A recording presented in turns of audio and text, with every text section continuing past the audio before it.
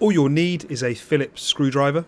Firstly, turn off and eliminate all power to your oven. We'll need to get access to the back. If you have a built-in oven, it will likely be held in with screws on the side. If it's freestanding, simply slide it out. Take out any racks or shelves in the oven and then unscrew the glass lens and gently remove the bulb.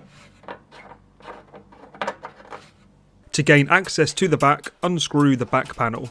With the back panel unscrewed and before removing any wires, we recommend taking a photo to reference the correct wire placement. Then simply pull the connectors off.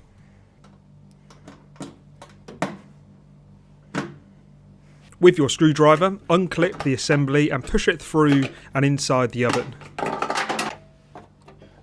With your new assembly, pass it through and clip it in securely. Then screw the new glass lens on. Use the photo you took earlier if needed. Now reconnect the wiring. Make sure they're all tightly connected. Now re-screw the back panel on and pop back in any racks. And that's it, your oven lamp bulb and glass lens has been replaced and you're all set to go.